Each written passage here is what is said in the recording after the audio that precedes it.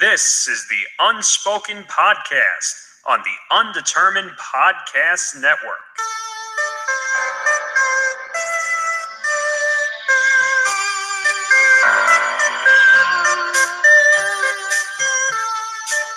You're listening to the Unspoken Podcast, a cheap seat sports production part of the Undetermined Podcast Network. It's episode number 29. Along with me, Tom Albano, as always, is Nick Federa. Hello.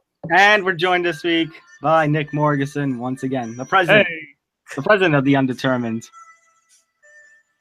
What a week. You know what?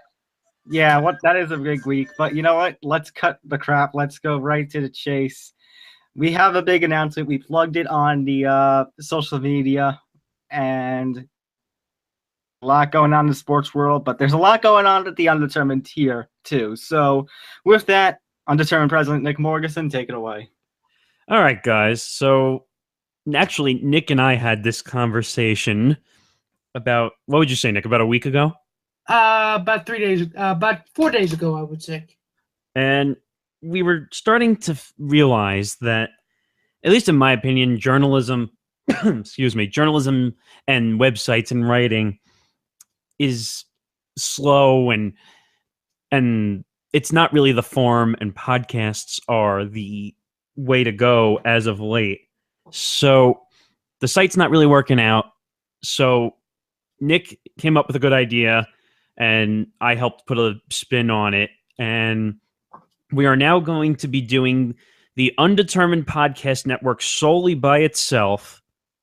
And we're going to be moving the podcasts to iTunes. And we're going to create a whole Undetermined Podcast Network on iTunes where you'll hear this podcast. You'll hear Unknown and Uncloned, which is another one we have. What else do we have? Oh, we have mine, Behind the Mic with Nick Morgasen, where I've interviewed a ton of people and have some interesting people in the balance, hopefully coming soon. And then I think, Nick, you were talking to some other people from our class about doing podcasts, right? Yes, we're going to see if we can get some more interesting voices onto the Undetermined Network. And mind you, there are still websites that will carry the Undetermined banner. Cheap Seat Sports will do. I'm working on a pop culture / comic book blog that will fly the Undetermined flag. And don't worry, the Undetermined's not going anywhere. It came out of its chrysalis and now it's a butterfly. It's taking a new medium. Exactly. And also, Tom's going to be doing a UFC MMA podcast too, right? Yep, one on MMA, UFC, wrestling, WWE boxing, pretty much all combat sports. So don't worry, Undetermined fan base, all 5 of you. Yeah. We will be we love you anyway. Right. We'll be growing the podcast base to iTunes. And I think Nick said this best when him and I were talking. We're going to become the next Nerdist, or what was the other one you said, Nick? Nerdist or Earwolf. And we're going to build hopefully 15 to 20 podcasts and become a huge network and take it from there. Yes, exactly. Yeah, here's hoping for the best. I didn't say we were going to become the next Nerdist or Earwolf. I said we were going to try. Well, I said it. Fine. Oh, great. Yeah, sure. Put the pressure on me. Hey. Well, Morgasen's got to be the hype man. Well, yeah, you got to be the hype man, but, you know, when all else fails, blame the fat guy. When everything goes tits up. All right, but that was the big announcement. We're moving to iTunes. The site's not going to be anymore, but you're going to get all different types of voices, from sports to entertainment to nerd culture to everything you can possibly want. It's basically a podcast smorgasbord. Mm-hmm. It is. It's your one-stop shop for everything that is happening in the modern world today. Yep. Except for polka dancing. Nobody likes that. No one likes polka dance. We apologize to anybody who loves polka dancing. Or if you're a polka musician, I mean, what the hell are you doing listening to this podcast? Isn't there an you should be pieing somewhere?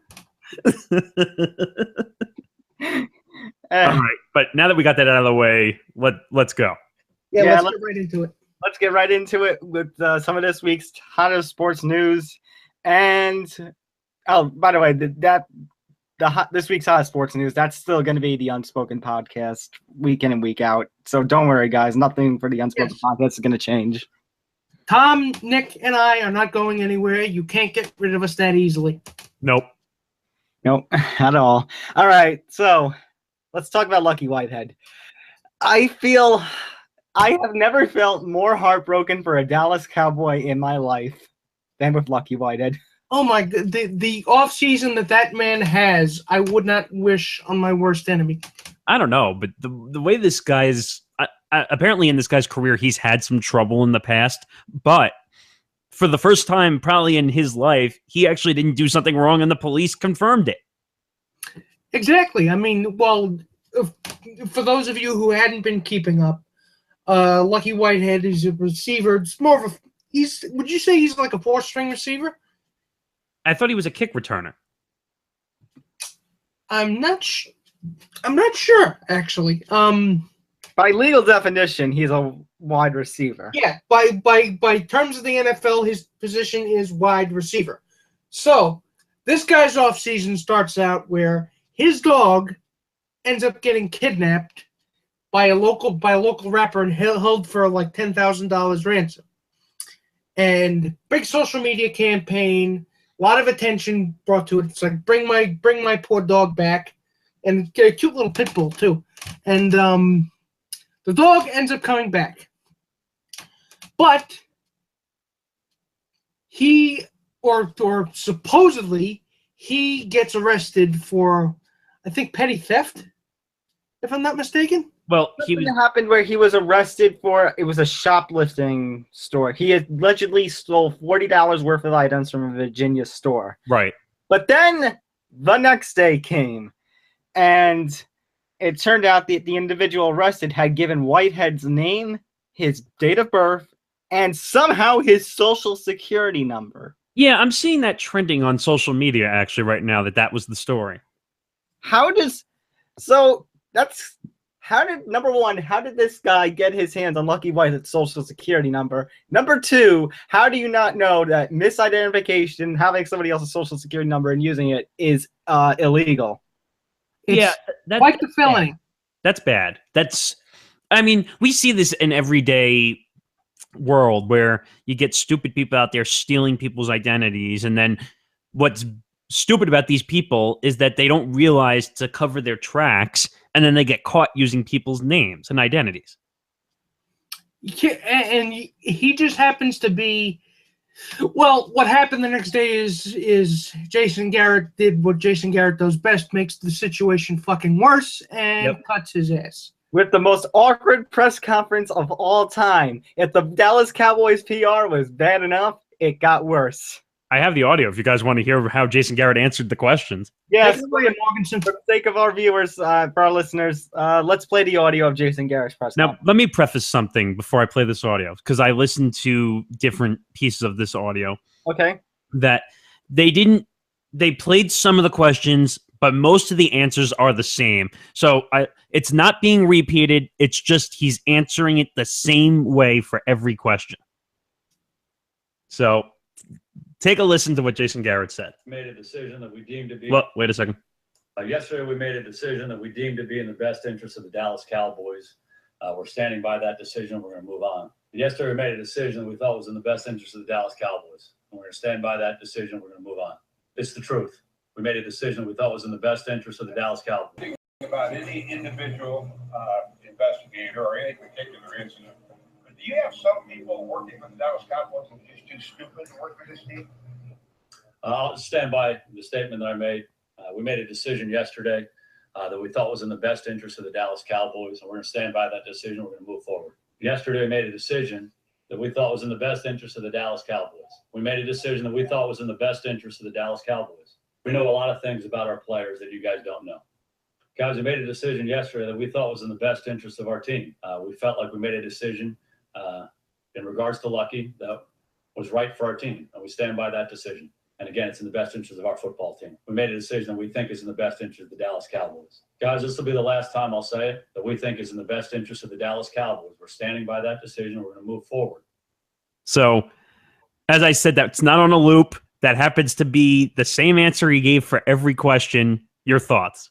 Did you fucking know that they made a decision in the best interest of the Dallas Cowboys? I figured he didn't have a soul since he is a ginger, but Oh my God. the robot too? It's like, Jesus Christ. We apologize to all the redheads out there. Yeah. But by the way, apologies. as I said before, he's not a robot. It's not someone putting his answer on repeat. He answered all the questions with that same answer. It's I'm here so I won't get fined, but worse. That's what people were saying. They're saying that he turned into Marshawn Lynch. The only thing he's missing is the Skittles. Yeah, all he's missing is the Skittles and the wonderful fashion sense. But guys, what do you think about that? I mean, it's like what I said before, PR answer, but it's like, why did he have to repeat it so many times? Couldn't he have just said when he got to the podium, I know a lot of you are going to be asking questions about Lucky, so I'm prepared to read this statement and then read a long statement. You can't, because the media, and unfortunately that's where we're hopefully looking to get into one day, is the media doesn't give a shit. And basically, even when you say we're not going to talk about it, the media will just keep poking you until you get pissed off. You know what it is? I feel as though this is... I don't even know where to begin. Have you guys ever taken PR classes? Yes. Yes. Are you supposed... I don't know anything about PR because I really don't like that field, but are you supposed to repeat the same answer over and over again, or are you supposed to find different ways to phrase it? Well, here's the most politically correct answer I can give, and Tom, you can correct me because you've taken more journalism classes and stuff than I have. Okay. So I took a PR/social media class where we learned about different cultures and age generations and what they write and how they do interviews. So basically, what usually happens is, like, I know for the Yankees, I think Jason Zillow is the guy who sits at all the press conferences for the Yankees. He's the PR guy. And a lot of times when a new Yankee's given a press conference, or there's a situation when the A-Rod situation came up, a lot of times you'll hear him say before the press conference, he's here to answer your questions, try to keep it professional, and he'll step in sometimes when certain questions are a little too over the top.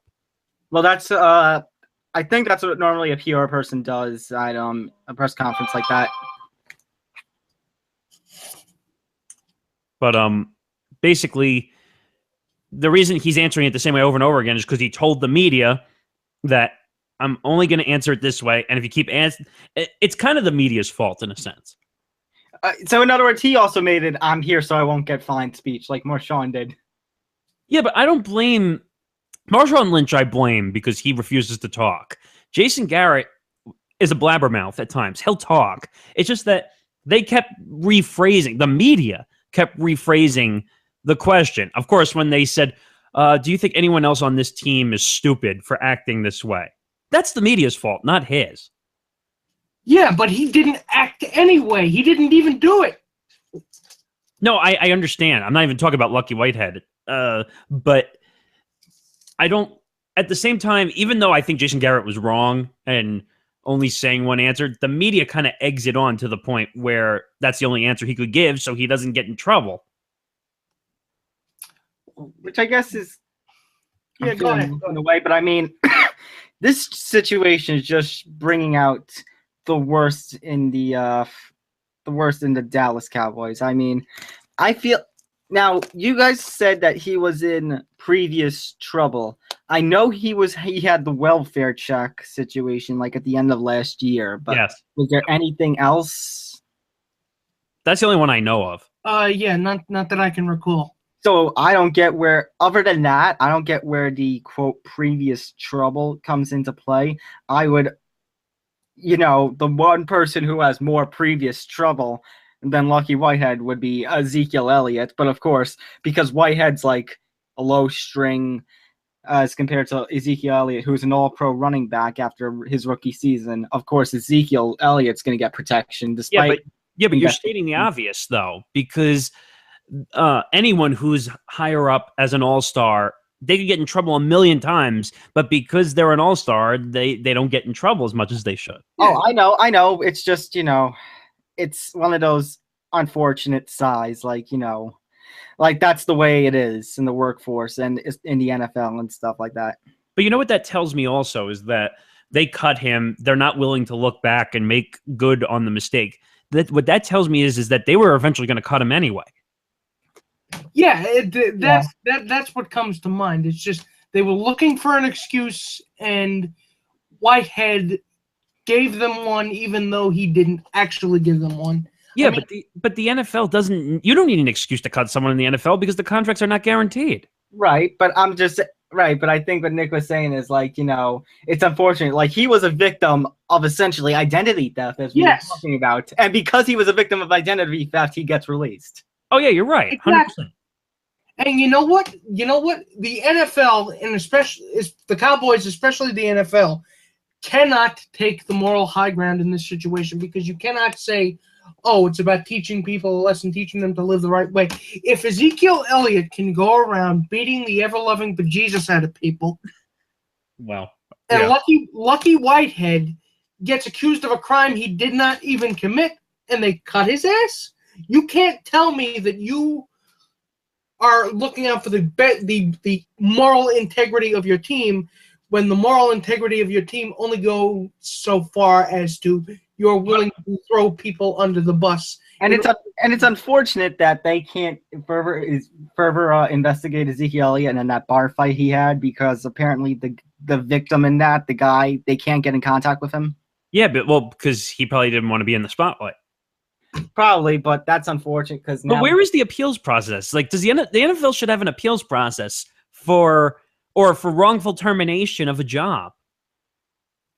There should be. I mean, you do for pretty much every other profession. You can. I don't know why the NFL or even professional sports in general. Well, Major League Baseball, they don't do that. Wait a minute. Major League Baseball has an appeal process for anything, not just drugs. They have it for if there was a wrongful termination of a contract. The NBA has it too. So why does the NFL feel like they have to be special and create new rules every time something stupid happens? Now here's a question: do you know if the NHL has something like that too, or no? I'm not sure, but I know that. Okay, there you go. Goodell and Bettman. It makes sense. They're the two worst commissioners in all of sports. Yeah, but what this is about total, absolute, and complete hegemonic domination of their players. The Cowboys have a bad reputation in general. You sign that contract, they own your rear end. And Pretty you know much. what? It should not be like that. But that's any team. That's any team. I mean, what I'm talking about is not a flaw that is specific to the Dallas Cowboys. It is endemic of any other team in the NFL, because any other team in the NFL would act the same way that the Cowboys did. Right. Yeah. I mean, the way the Cowboys situation is, they brought in freaking Greg Hardy, for crying out loud, a guy who literally tied his wife down to a bed and pointed guns in her face and somehow managed to get another job. I really, really hope Ezekiel Elliott. It's not going to happen, but I really hope they find him, in the wrong and actually suspend him. But it's not going to happen. If he gets like I said last week, if he gets a suspension, it's going to be 2 games. Yeah, 2 games. I'm telling you, 2 games. I'm going to call it the Tom Brady method. Tom Brady. Yeah, I mean, even compared to that's. You know what? Every time I have to hear Jerry Jones talk about, it's the best interest in the Dallas Cowboys, and I'm just reminded of fucking Yosemite Sam. Hey, go plum right, rabbit. All right, that was a good one. Oh God, that killed. But I don't know. Just the way this situation is, the way the Dallas Cowboys are. I mean, I don't know. They have a bunch of ne'er-do-wells on their teams. So basically, it's just the reputation of the team at this point. Pretty much. And hey, but it's also like we were talking about, like the appeals process and stuff, and the probable suspension. It's also Goodell culture. And once again, as I have for the past 3 years, I'm going to call for Goodell's resignation. It's not going to happen. It's not going to happen, but it's not going to happen. But I feel like once that happens and somebody new comes in, the NFL will get a sense of like fresh air, like when Silver entered the NBA and he banned Sterling for life. That had to happen, though. Right. No, but I'm saying, like, I'm not saying they would go to that extreme. I'm saying they need a breath of fresh air.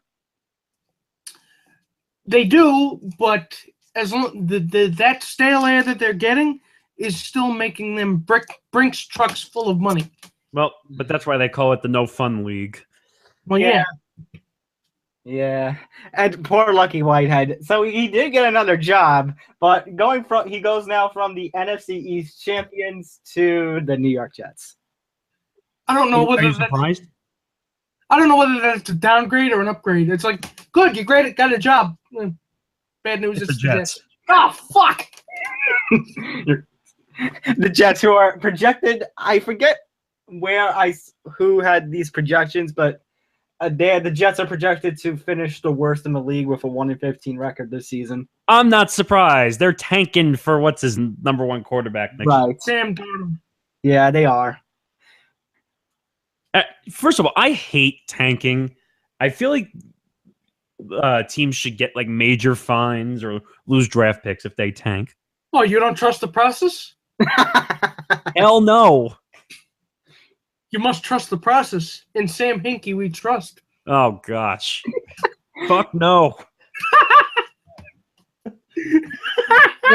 Nick unleashing his inner Joel Embiid. Oh, God. Fuck you, LeVar Ball. Oh, My son gonna wipe the floor with you, boy. I am so not touching that one. Oh, my gosh. Why did we have to bring up LeVar Ball? I'm sorry. Yeah, please don't. Please. If anything, that makes for a good segue. Yeah, you're listening to the Unspoken Podcast, Cheap Seat Sports Production, part of the Undetermined Podcast Network. Let's talk about Kyrie Irving. Yes, that's right. The Kyrie Irving sideshow still continues, and as of this afternoon, we find out that 6 teams have made the Cavs an offer for Kyrie Irving. And I have that list if you guys... Now, here's what we'll do. I'm going to list the 6 teams, and you guys say yes or no, okay? Okay. Yes or no, as in whether that's possible or whether it's viable. Okay. All right. T-Wolves. I think middle of the road kind of viable. Like they've made some moves already with the NBA draft. What was that trade with the NBA draft with the Bulls? Well, let's try to keep it yay or nay. Oh, that's right, because the T-Wolves have Jimmy Butler now, right? Yes, they do. Mm-hmm. Okay. You know what? Just for that, yay. Because I could see them wanting a Kyrie Irving combination. Okay, Nick. Yeah, I would have to go yes on that. But that would be dependent on how far away they think they are from contention. All right, number 2, the Miami Heat, and we've heard a lot of rumored speculation this morning. And after you guys give your answer, I'll give you those speculative news rumors that came out. All right, I wasn't expecting Heat, so right now I'm saying no. But I'll have to wait for next news then to hear. I would at this point I would have to say no, because I don't think what is it that the Heat have that the Cavs would take in return. Well, the interesting thing is there was rumors going on between yesterday and this morning that the Miami Heat were willing to trade Goran Dragic in a deal to get Kyrie Irving, along with Justice Winslow. That was the rumor coming from the Sun Centennial in Miami. You know what? Then good. I'd say that one good on the Heat. But Oh yeah. but it got confirmed that was BS basically, and that the Heat never said it. Okay, then you know what? My answer is no. I don't see it. Yeah, I would have to say no as well. Okay, another team number 3 here. How about the Phoenix Suns? Suns. I don't know about this one. I'm gonna say no again. Is Nick there? Or It depends on the pieces. Because I've heard the Suns are willing to do that, or have been trying to make a big splash for a couple of off seasons now, and depends on what they're willing to give up. one key piece to this story, though, that's been floating around is that they're not willing to trade Josh Jackson in the trade. Well, there you go. So that might make it a little harder for them. I think that would pretty much knock them out, I think. Yeah. Then that goes flying out the window. All right, the last 3 teams are the most interesting teams that have, out of these 6 teams that have made trade offers, apparently. Right. So how about the Spurs? That is interesting. That is, that's interesting. But you know what? They could always be looking for. They were an answer to what's it called, Miami Heat, when the Heat had the Big Four. So you know what? I'd say anything's possible with the Spurs. So I'm gonna go yes. Nick? I would think that they wouldn't want to complete. They would be asking for Kawhi Leonard, and I don't think the Spurs would want to part with him. I think they would want to build around him. Okay, that's. And Do you think he's going to want to play for Pop? that Kyrie Irving would want to play for Pop? Because Kyrie's a little bit out there. Yeah, well, he's also a little bit of a Looney Tune too, and and you know what? People seem to like playing for Greg Popovich, and but I just can't see the Spurs, ponying up that kind of package just for one player. Okay, that's fair. But I don't know. And also, Popovich will kick his ass if he does something out of line. Right. Yeah. Next. Okay, second to last team. The Los Angeles Clippers. Hell yeah. Yeah, I could see it. I mean, But what are they trading, though? Chris Paul's gone. Why would he go there? Chris Paul is gone. Wait, do you think they would have to offer up Blake Griffin? Well, isn't he a free agent right now or no? Oh, that's right. He is a free agent. My bad. Actually, he just re-signed, I think. He just re-signed. Let me see. I mean, you might see DeAndre Jordan maybe floating around in a trade for Kyrie Irving, but what are the Cavs going to do with DeAndre Jordan? Yeah, because remember this. Blake Griffin did resign. Blake Griffin did resign. Yeah, because this is not just about letting keeping the Cavs front office happy. This is about keeping LeBron happy, because as goes the front office, so goes LeBron. I guess so. Yeah. All right, Tom. I need you to cue the circus music. I had it ready. It's always ready. All right.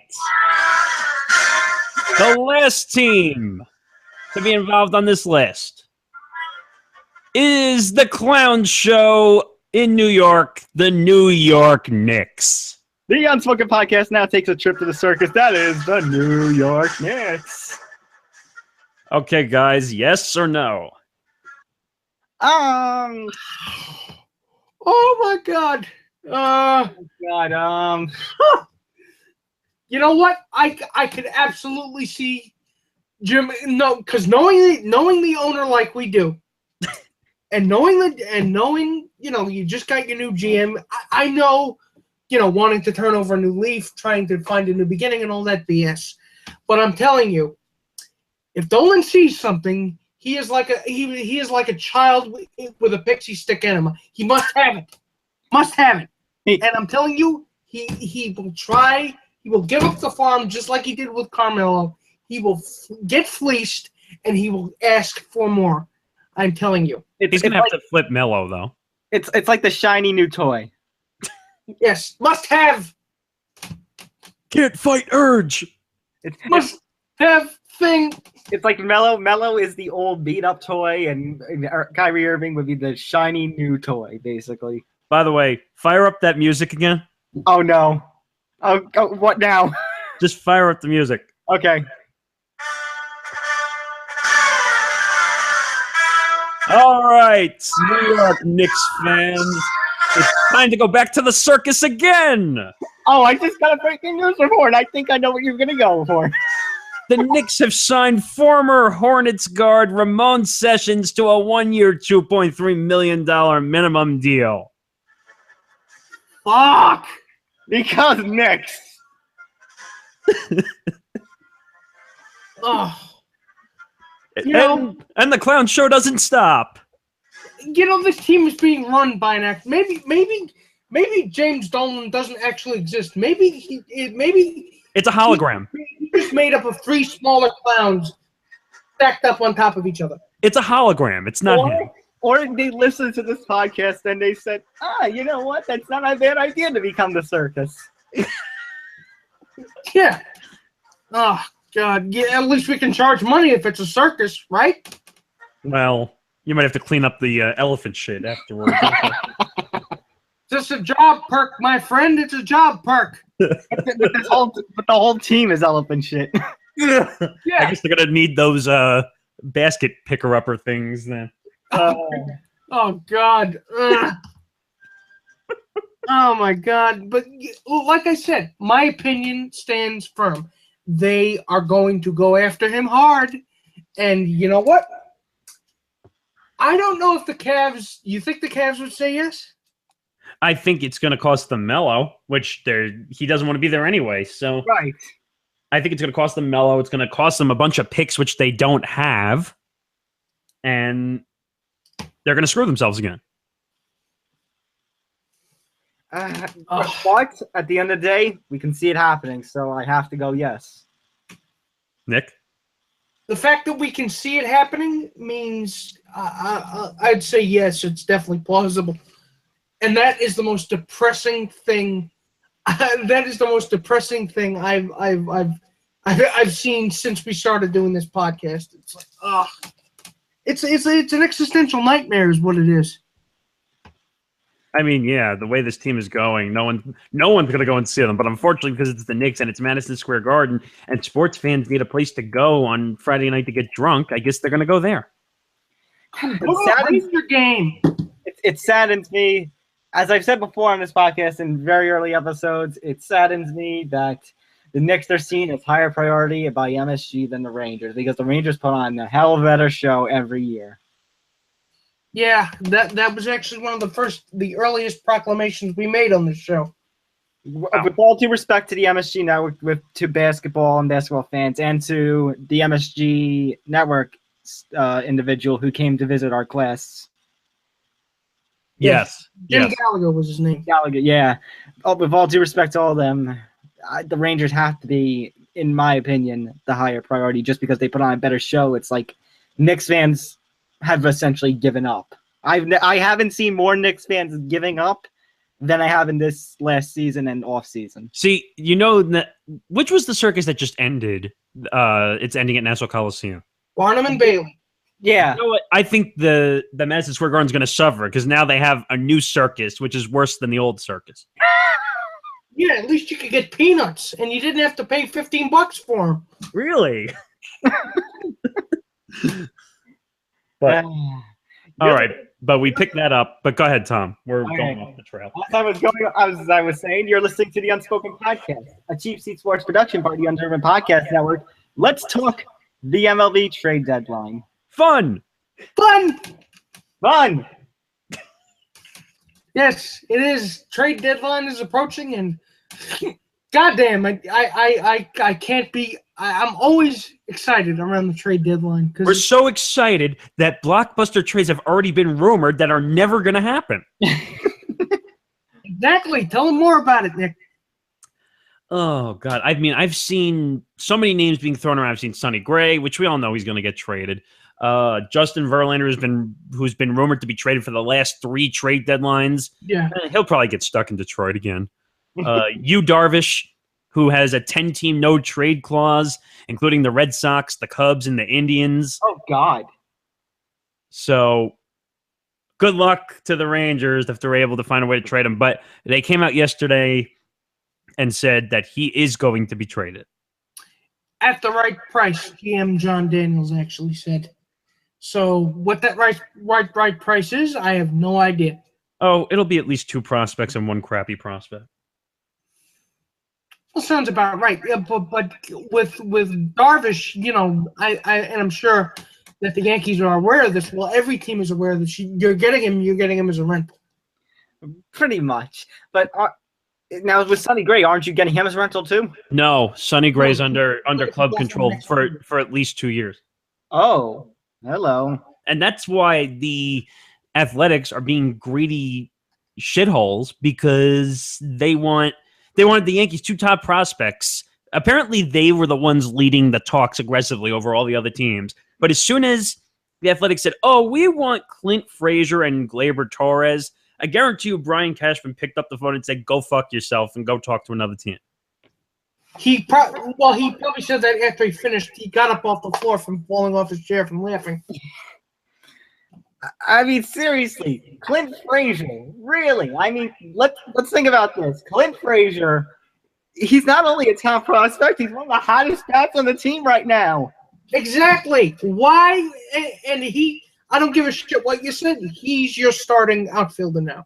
In fact, that's the thing. In fact, not only have they benched Ellsbury, but they're going to continuously find a way when Aaron Hicks comes back. They want to try to keep Clint Frazier in the lineup as long as he has the hot bat. I mean, even though Gardner and Ellsbury were in the lineup yesterday, they had Frazier as DH because they're like, well, we can't really, we'd rather give Holiday the day off because Frazier is just so good right now. Well, it's going to be a good problem to have once Aaron Hicks comes back. Well, as you said before we went on air, Brian Cashman took a lot of time setting this farm system up, and now he's just going to rip it apart again. I can't see him doing that. It's like bad real estate. Like, you hear these commercials on sports radio stations where this guy offers you an all-you-can-do book on how to buy and sell houses, and you can flip houses and make a lot of money. That's shit, and it never works. That's what this would be. Of course, yeah. It's trade deadline for dummies. Pretty much. I don't know. Somebody echoing, by the way. What? I hear the show on an echo. Like, I don't know if it's just me. I think it's just you. No, I hear it too. Oh, I don't. All right. Anyways, so yeah, I really just don't understand because I mean, also going back to that deal, the Gleyber Torres thing. Like, Torres is going to be back next year, next spring training, and then they're going to have a good problem to have in the infield, which is why I wouldn't mind the Yankees, as much as I love Jorge Mateo, trading Jorge Mateo, only because, like we were talking about last couple of weeks about how there's like a stack. I mean, there's a log jam in the outfield. There's a log jam in the infield. Because remember, Starlin Castro and Didi Gregorius aren't going away anytime soon. No, they're not. And I think that's going to be one of the best double play tandems for the next at least 7-8 years. So the way this team looks, the infield is good. The outfield is good. We have a pitching problem. And that's Tom and I were talking about this last night on Facebook, that the Sonny Gray situation, would that be great? Would that be prime 1A? Yes, of course. But you can't always get 1A. I said you have to get, and I said to Tom, if we can get a B+ round, a second round of pitchers in that B round, I think we'll be fine. Right. And I said if they can't get a deal going by late Sunday night into that Monday, when it's like Monday and the clock is ticking to 4 o'clock, at that point, just get a B level, like you said. Just get a rental player for the rest of the year, and then when the off season comes and you have all that moolah, then go spend it on an ace. Especially if Tanaka opts out. Right. Tanaka's not opting out. Yeah, well, He's not opting out. He's been injured. No one's giving him money. right. But that's the thing. We'd love for him to go. Yeah, we'd all want him to go, but because he's been injured, he's going to take that $25 million and run. True. But also, what's it called? But not just that. We were talking about last night, Nick. We got players off the books after this season. Right. You have Sabathia. You finally have A-Rod's money off the book. You're going to have Teixeira's money off the book, finally. Who else? Although I can see them bringing CC back for another year. They're not. A lot of people have already said that he's gone after this season. That is true, but I mean, at this point, what do you think next year's rotation might look like for the Yankees? Well, I think Cervino's going to be your ace. Severino, yeah.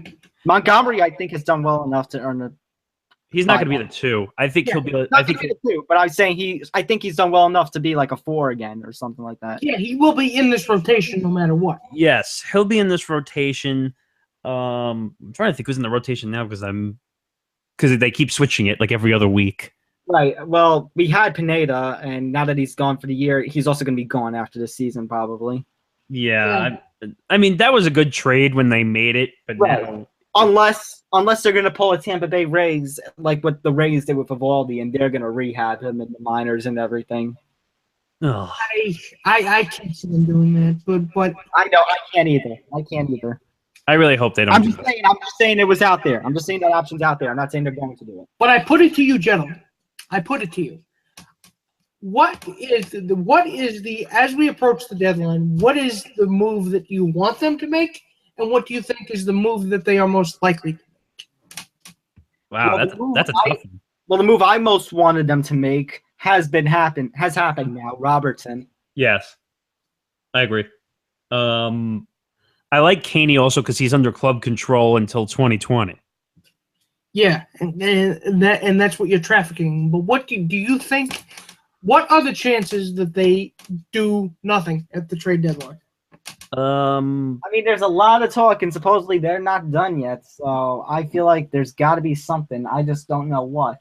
I think the percentages of them staying pat are probably maybe 60% that they stand pat.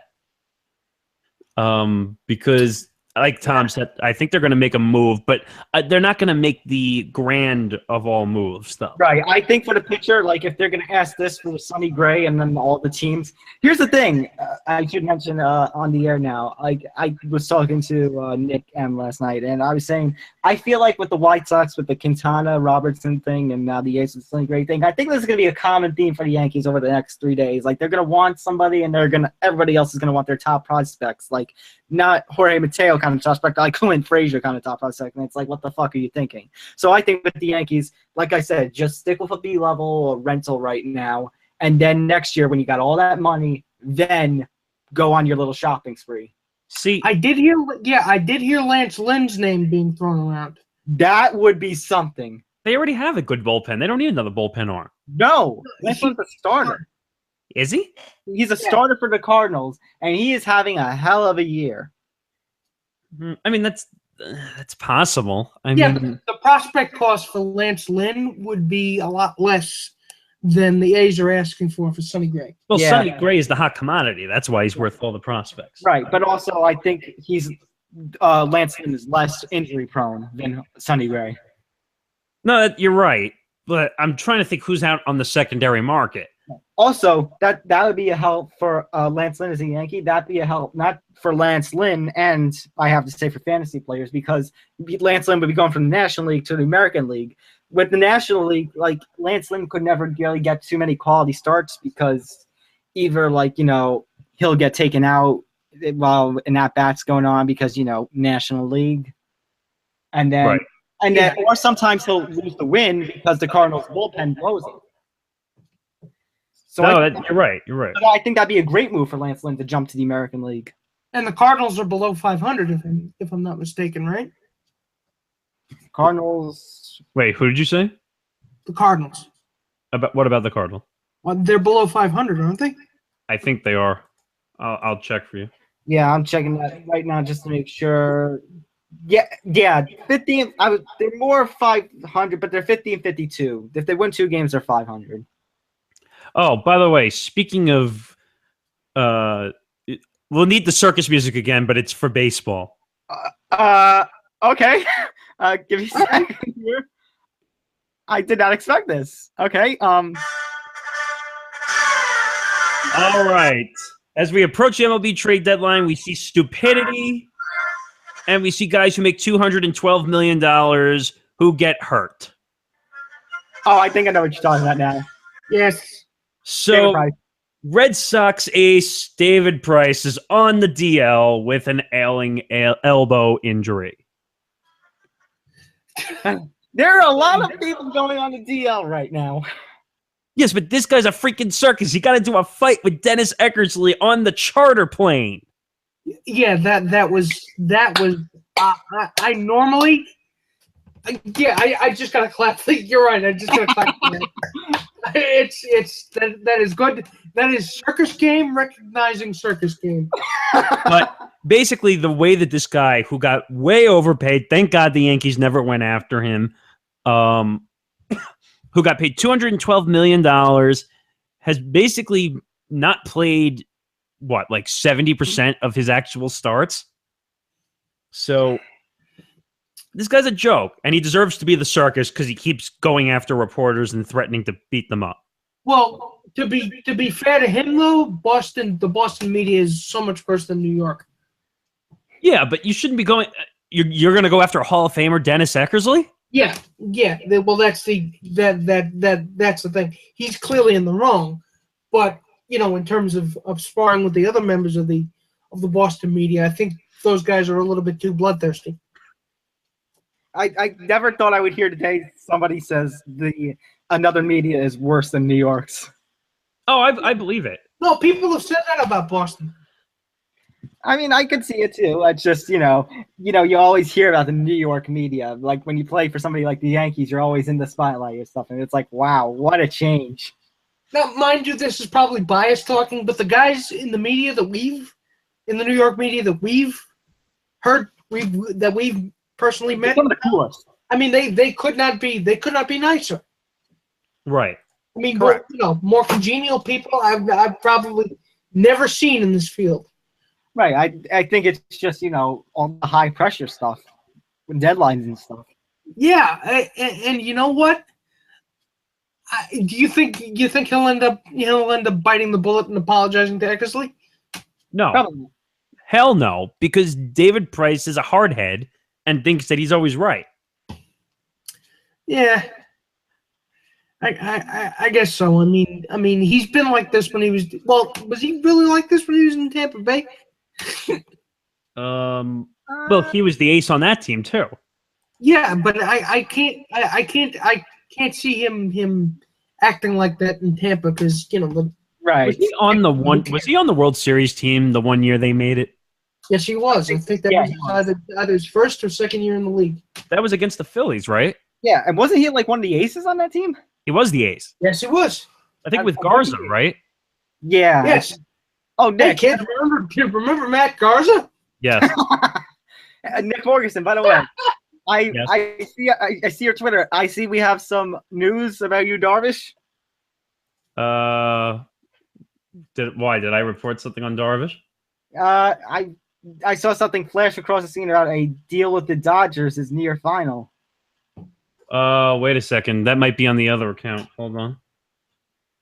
We're running 2 accounts. Let me see.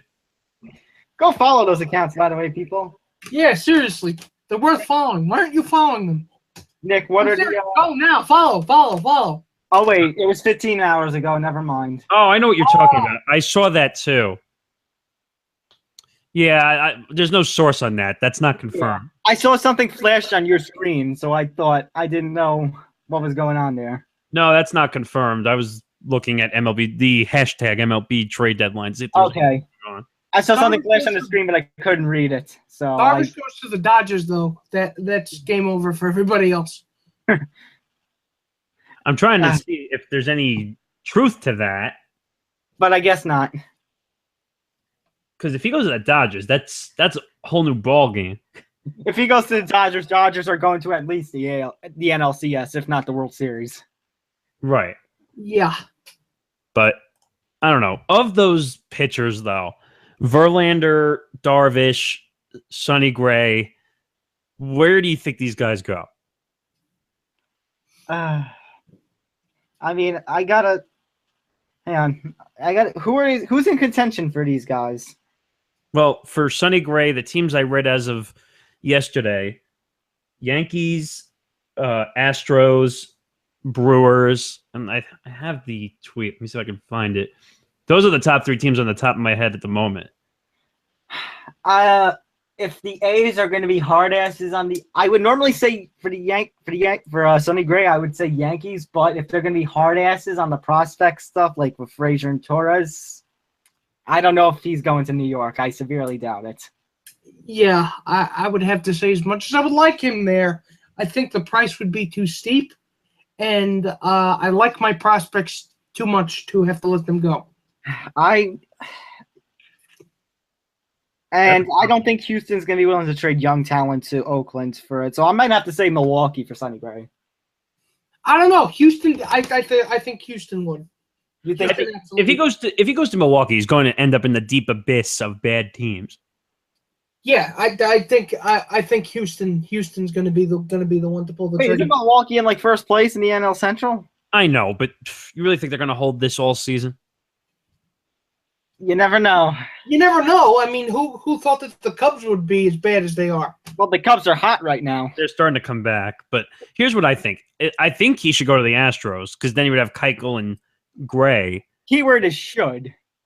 Well, that's why I said should, but I don't think he's going to go there. That's why I said I'm not sure if the Astros would give up some of their talents. I feel like at 4 p.m. on, Sunday? Monday, you're going to hear, after I come back from my trip from going to see the Nationals in Washington.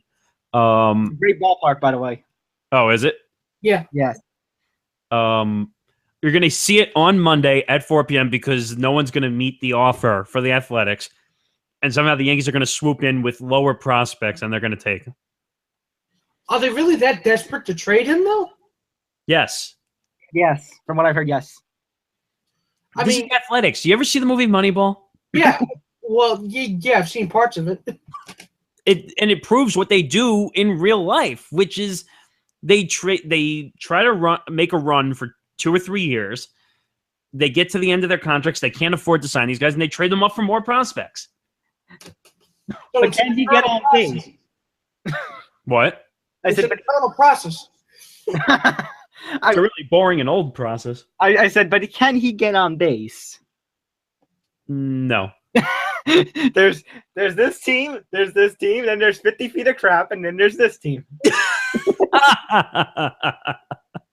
Well, yeah, I mean, but the thing is, though, I mean, I find myself doubting. See, normally, if this was me 5 years ago when I was, younger and impatient, I would say, you got to do it now. And it's like, I don't know anymore. It's like up is down, down is up. I don't even know which way light is anymore. Like Rex Ryan, you're going sideways. Anyways, Yu Darvish. What are the teams for Yu Darvish? Yankees, Dodgers. Well, I have a list here. I think if I can go back to where the story was, the no trade clause, if I can find. I think I said the Cubs, the Red Sox, and the Indians are on the no trade list. So is Milwaukee, actually. I think Milwaukee's on it also. But where do you think he could probably end up? He's not going to the Yankees because the Yankees are not going to take him. Probably not. Yeah. Um, although if they did, they would probably be the most likely to re-sign him if he does well. As much as we were talking about, that Dodgers report was unconfirmed, I could see it because, like we said, if the Dodgers get him, my God. No, they'd be good. And I heard that they want. Well, They said they were going after Sonny Gray, but apparently he's not the top pitcher that they want. Right. So you know what? For you, Darvish, I'll say Dodgers. Dodgers? Yeah. Yeah, I'm gonna have to say Dodgers too. I don't think anyone else is going to want him, so I think the Dodgers are. It's pretty much them or he stays. Right. And for Lance Lynn, I say Yankees or stays. Yeah, I would probably. I think if Sonny Gray is an absolute impossibility, then they go after Lance Lynn.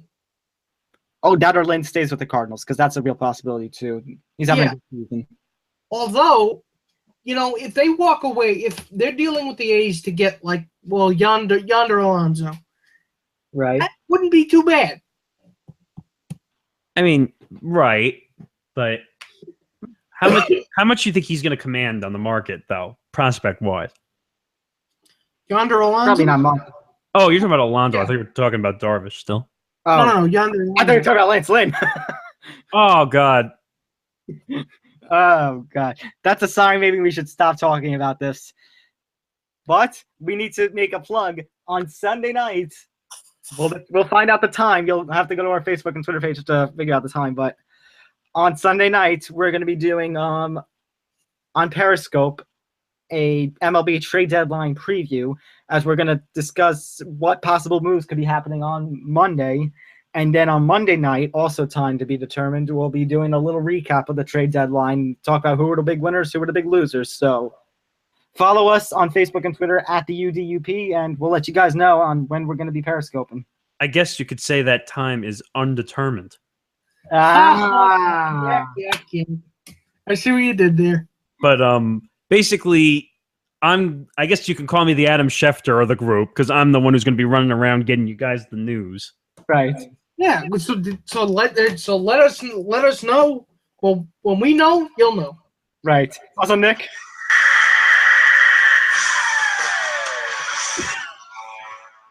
Oh, great. that was for the good one. I see what you did there. You're listening to the Unspoken Podcast, TT Sports Production part of the Undetermined Podcast Network. And we need to end it on we're not done with yet. We have one more thing we got to talk about.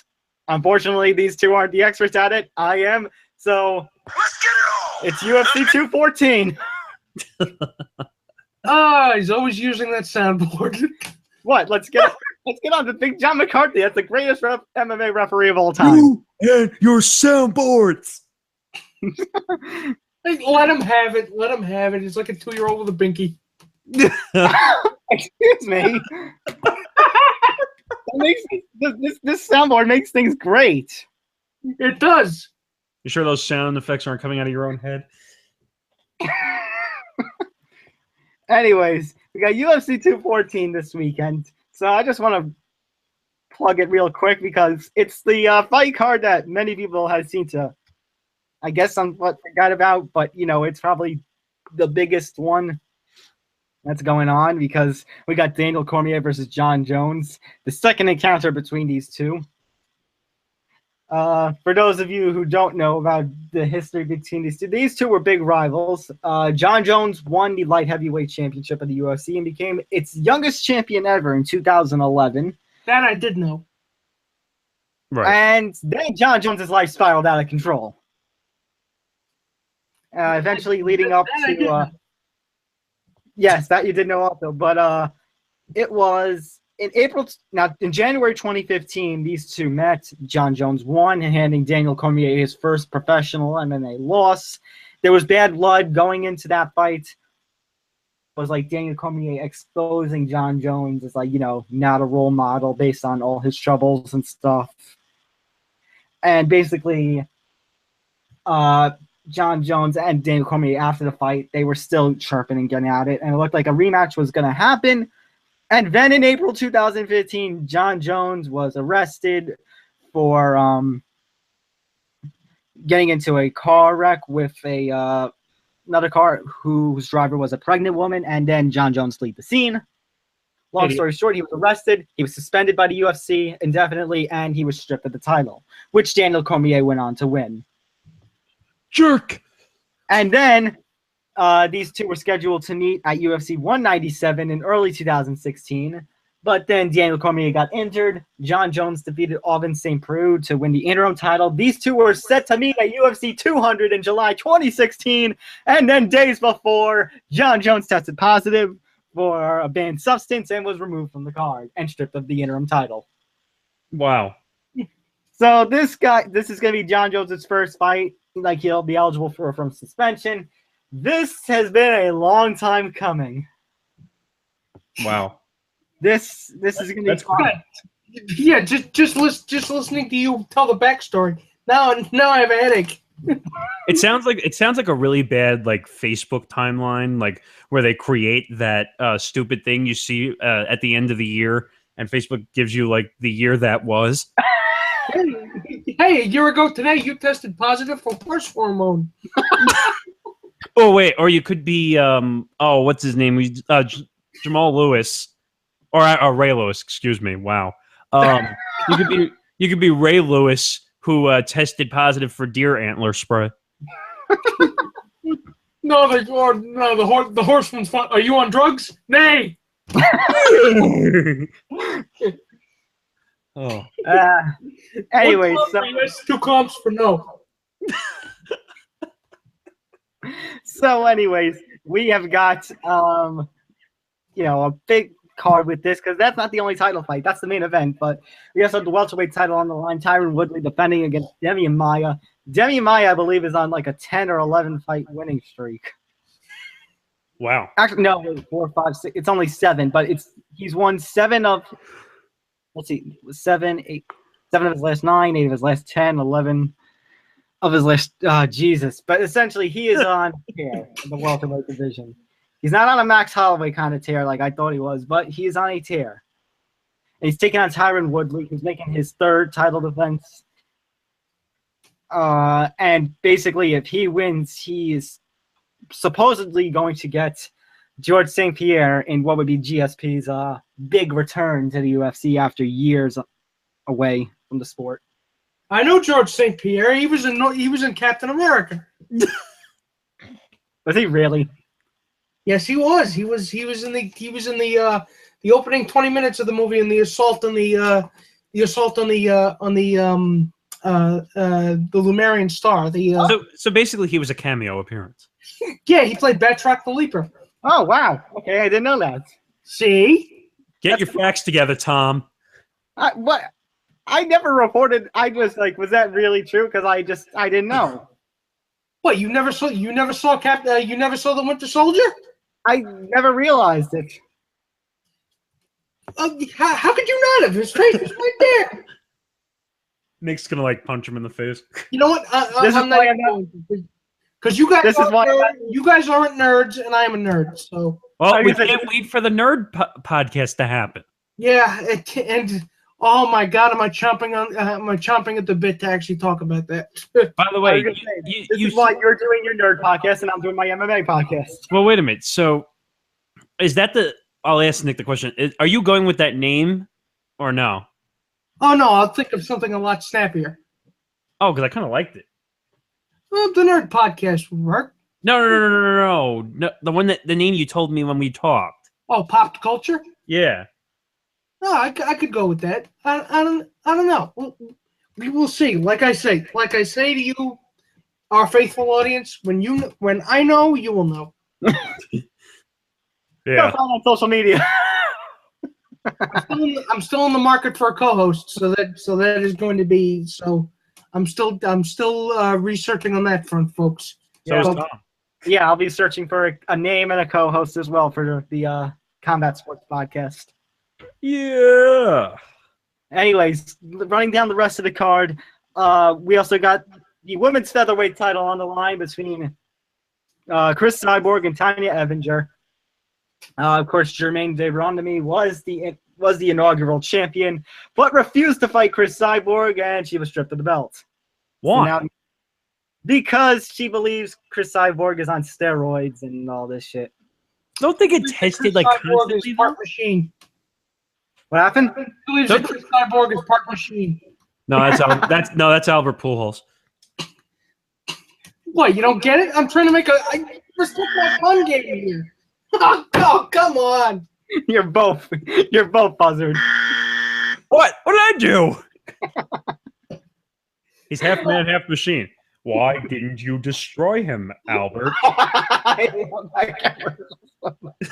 I love those commercials so much. Shut up. We also got a big welterweight match between Robbie Lawler and one of my favorite fighters, Donald the Cowboy Cerrone. Because why do I love Donald Cerrone so much? Because this man is insane. How do I put it this way? He fought at a UFC event on January 3rd, 2015. And then his next bout was January 18th, 2015. He stepped in on late replacements. He literally had like less than 2 weeks of a notice. Wow. And he won both fights. Impressive. So, Maybe. yeah. I think it's impressive. This guy's insane. He'll fight the next month if he has to. He'll fight the next week. He doesn't stop. In fact, he goes to sleep punching and kicking. I wouldn't be surprised in all honesty. No, that could just be a really bad dream or something. Yeah, he suffers from a disorder known as sleep fighting. And then we got Jimmy Manoa in action against Volkan Oezdemir in the opener of the main card. And then preliminary card's fine too. You got former champion Renan Barão, Ricard Lamas. So it's gonna be a good show. I can't wait. And I'll be doing a pre-fight show on Periscope and a post-fight show on Periscope. So stay tuned for that too, audience. By the way, you didn't seem too confident saying that name. Yeah, I was just about to say, what did you say? His last name is Oezdemir. You look like you were questioning yourself. You sounded like you were questioning yourself on that one. I did. I did sound like it. We're both hockey fans, though. We're good at pronouncing unpronounceable. I'll tell you a quick story. When I used to be at Nassau, when I was working at the college radio station, and I used to read news, and I had to read the sports news, I used to get stuck with all the Russian hockey names. So I'd have to read names that had like 6 syllables in them. And I'd just be like, all right, done. Buzz, I'm out. I'm tapping out. So UFC 214 is this Saturday, so can't wait. Stay tuned on Periscope for all the pre-fight, post-fight show stuff. And that's going to do it for this edition of the Unspoken Podcast. Let's do all our social... huge. Let's do all our little plugs. So Saturday, to recap our schedule, on tomorrow night, early in the evening, before I'd say around 7 o'clock, I'd say we'll have the on Periscope at the UDUP Periscope the pre-fight show, and I'll be covering just previewing everything, and then after the pay-per-view, like an hour or so after the pay-per-view, the post-fight show, just wrapping stuff up and recapping. Sunday night, we'll determine the time. You'll have to find out on Facebook and Twitter.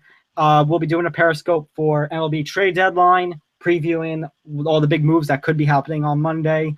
And then Monday night, also time to be determined, will be the trade deadline recap, talking about the winners and the losers of the trade deadline and stuff like that. And then next Friday, episode number 30 of the Unspoken Podcast. 30. Oh my God. Oh my goodness gracious. We have reached 30 episodes, guys. Yeah, maybe when we get to 100, we'll actually drop our pants for the podcast. Whoa. Well. Whoa. Oh, what? So I'm the only one? Yeah. Yeah, I think so. Yeah, you're right. If I did that, it would be classified as a war crime. Anyway, so by the way, I think, let's see, if next week's the 30th, I think we're on the path where our 1-year anniversary might be our 50th episode. I'm not even joking. Wow. That's impressive. I'm counting three. Are you figuring it out now? Actually, yeah, I'm figuring it out right now. Actually, December 22nd, the show right before the 1-year anniversary would be episode 50. Oh. Yeah. Unless we could We could skip That's a all right. weekend. Unless we have a week off, in which case, then yeah, our 1 year anniversary will be episode 50. Impressive. We'll see when we get there. Yeah, we'll figure it out. Anyways, let's do our social media plugs. Follow the Unspoken Podcast at the UDUP on Facebook and Twitter. Same for Periscope, our Periscope account and broadcasts. Nick, what do we do to follow the Undetermined? Well, yeah, so I did some temporary movement right now until we put the stuff up on iTunes, but to follow Undetermined stuff, it's at M&M Buzz. Don't ask why. On Twitter, right? On Twitter. The Undetermined is still up on Facebook. So that's still so you'll be able to get Undetermined news there. So that's still at the UD Network on Facebook. Yes, it's all UD Network on Facebook. And at M&M Breaking for news for Undetermined stuff and sports and entertainment and all that fun shit that we talk about on here. Yeah, so that's going to do it. So I can't wait for episode number 30 next week, guys. So stay tuned. We'll have a fun show. We're actually going to have a fun week, technically. It's like a celebration to 30 with all the special episodes we're going to do. Woo! Woo! Woo! It's going to be fun. Well, you got to tell people, you got to tease people what you're going to do for the 30th episode. We're not going to do that. It's all a surprise. Human sacrifice. Okay, we're gonna have a human sacrifice. We're